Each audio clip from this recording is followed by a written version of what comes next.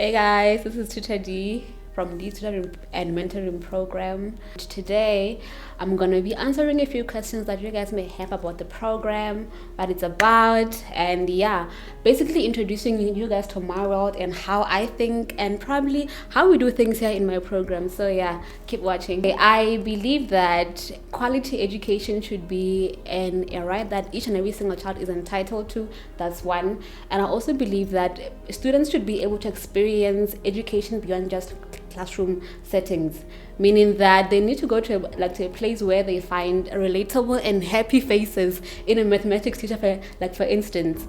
And I thought the program and the video is going to be able to reach more people to be able to come here and ultimately join the program and get that experience. Okay, our program currently is running for students who are in high school. So a parent may have a Form A student whom they feel that they need help in preparation for examinations or tests or homework, or just basically continuing to support the student until currently we are still in the beginning phases in a way. So we are currently focusing on mathematics for core and extended students. We are focusing on English, well, for English language, not literature. We're focusing on biology and physics and chemistry, which is physical science these days. And in the last year and this year I had two different sort of tutors. In the last year I had two different people.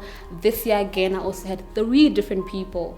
But no, I don't work together. Sadly, for now I can't say I have constant tutors, but I don't work alone. Basically, I think we should start at the beginning. I genuinely love to teach. I'm not a teacher, I'm a tutor. So I love teaching. I love explaining different concepts to students who may find it hard to grasp. For instance, we have students in high school or in Form E who cannot even understand the concept of mole, the stoichiometry and mole concept. So I try to bring things to as literal terms as possible. So that's that. And we also try to provide career guidances for them when they come here, whether a person is in Form D or Form A or Form E. We try to expose them to different fields out there so that they can choose. And trust and believe, it's easier to tutor a person who knows what they want more than just tutoring a person who does not even know what they want.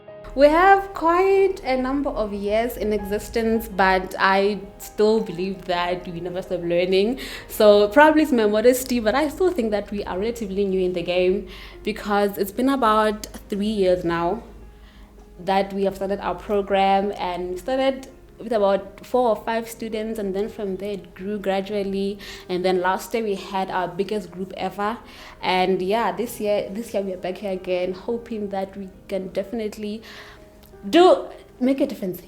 This young boy, well, he's a boy because he's still in high school.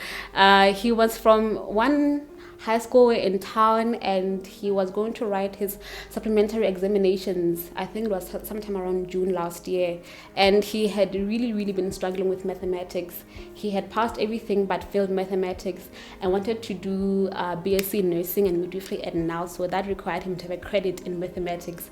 He came here and we worked, we fought, we struggled, but lo and behold, he got a C plus for his examination and was able to go to NAL and actually do nursing. And we also have students whom we have been able to help, one, restore hope, because I feel like education is a daunting task or subject. Mathematics for some people, including myself, at one point I found it to be super challenging and daunting. But with programs like this or like mine, we hope that we are able to kind of shift the perspective of a student from mathematics or science being the monster to them being able to say, look, it may be challenging, but I'm going to do it.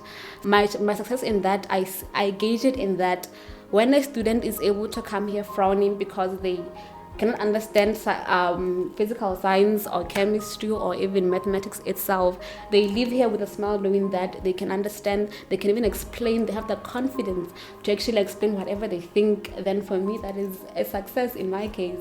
Last year we had about 15 students from different schools around Maseru, and trust and believe, every single one of them had a credit in physical science. So that for me was like, yes, God, it means we are onto something here. We're doing something definitely right. The first one, the venue, because right now you can see we're using my grandmother's living room. We've been struggling to get a venue for us to be able to teach like efficiently And having this only room says we can only hold one class per session. We cannot have 2 or 3 people or like 2 or 3 classes at the same time.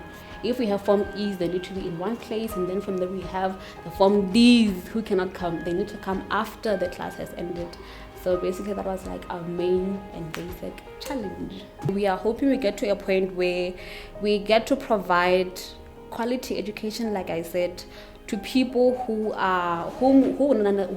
would not necessarily have had access to that. Let me give you a clear example.